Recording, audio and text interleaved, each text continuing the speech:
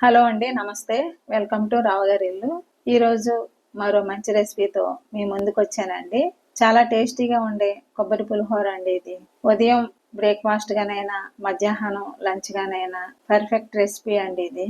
నేను చెప్పినట్టు చేస్తే అందరికీ నచ్చి తీరుతుందండి. బ్యాచిలర్స్ కూడా ఈజీగా చేసుకోగలిగే వెరైటీ ఇది. వీడియో స్కిప్ చేయకుండా మొదటి నుండి చివరి వరకు చూడండి. రండి ప్రాసెస్లోకి వెళ్ళిపోదాం. కొబ్బరి పులిహోరకు కావాల్సిన పదార్థాలండి ఇవి. 2 పెద్ద కొబ్బరికాయలు తీసుకోవాలి. నేను ఇక్కడ కిలో రైస్కి చేస్తున్నానండి. కిలో రైస్కి 2 కొబ్బరికాయలు ఇలా చిన్న ముక్కలుగా కట్ చేసుకుని పెట్టుకోవాలి. ఒక గుప్పెడు పల్లీలు, 2 టేబుల్ స్పూన్ల పోపు దినుసులు, 3 టేబుల్ స్పూన్ల జీడిపప్పు పలుకులు, ఆవాలు, జీలకర్ర, ఒక 10-12 పచ్చిమిరపకాయలు తీసుకోవాలి. ఇప్పుడు ముందుగా ఈ పచ్చిమిరపకాయలు అలాగే ఆవాలు, జీలకర్ర కూడా కొబ్బరికాయలతో పాటు పేస్ట్ చేసుకోవాలి. ఇవి 2 టేబుల్ స్పూన్ల ఆవాలు, 1 టేబుల్ స్పూను జీలకర్ర,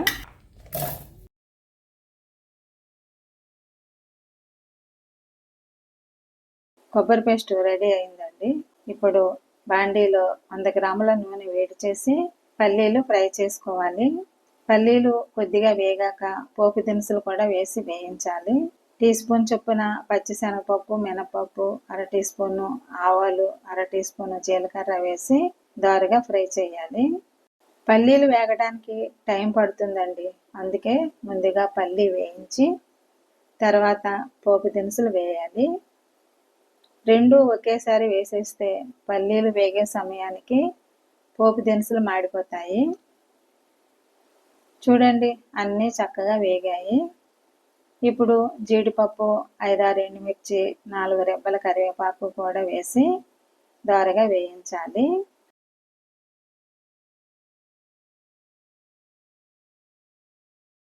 తాలింపు మొత్తం వేగిపోయిందండి.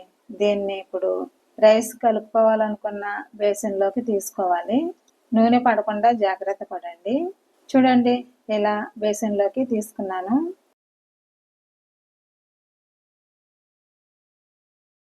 తాలింపు వేసిన నూనెలోనే మరో టేబుల్ స్పూన్ నూనె వేసి వేడి చేయాలి. 3 రెబ్బల కరివేపాకు చిటపటలాడనిచ్చి కొబ్బరి పేస్ట్ను వేసేయండి. మంట మీడియంలో ఉండాలి. పచ్చివాసన పోయి నూనె పైకి తేలే వరకు ఫ్రై చేయాలి. కొబ్బరి పేస్ట్కి సరిపడా ఉప్పు, 1/2 టీ స్పూన్ పసుపు కూడా కలపాలి. కొబ్బరి పులిహోరలో చింతపండు కంటే నిమ్మరసం బాగుంటుందండి. దీనికోసం 4 మీడియం సైజు నిమ్మకాయల రసం తీసి పక్కన పెట్టాలి. చూడండి, కొబ్బరి మిశ్రమం చక్కగా వేగింది.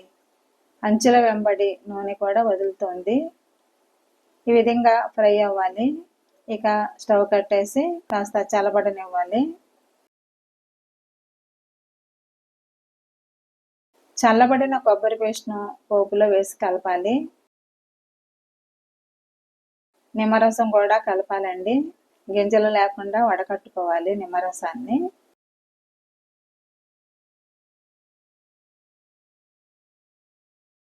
పోపులో అన్నీ బాగా కలిసాక ఉడికించి పెట్టుకున్న రైస్ వేసి కలిపేయాలి. నాకు టైం లేక వేడన్నమే కలిపేస్తున్నానండి.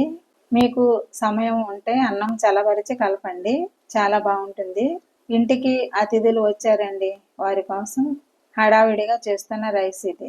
అన్నంపై మరి కాస్త సాల్ట్, కొద్దిగా కొత్తిమీర తురుము వేసి బాగా కలపాలి.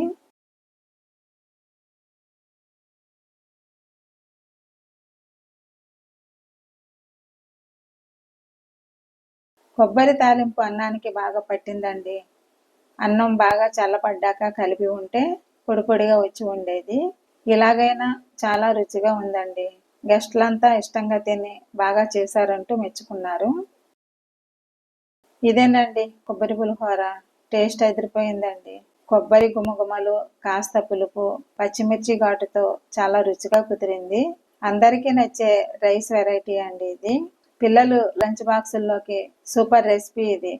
మీరు తప్పనిసరిగా ట్రై చేయాల్సిన వంటకాల్లో ఇది ఒకటి. ట్రై చేయండి, ఎలా వచ్చిందో కామెంట్ చేయండి. ఈ వీడియోను లైక్ చేయండి, షేర్ చేయండి, సబ్స్క్రైబ్ చేసుకోండి. మరిన్ని మంచి వంటల కోసం నా ఛానల్ రావు గారిని ఫాలో అవ్వండి. Thank you for watching my channel.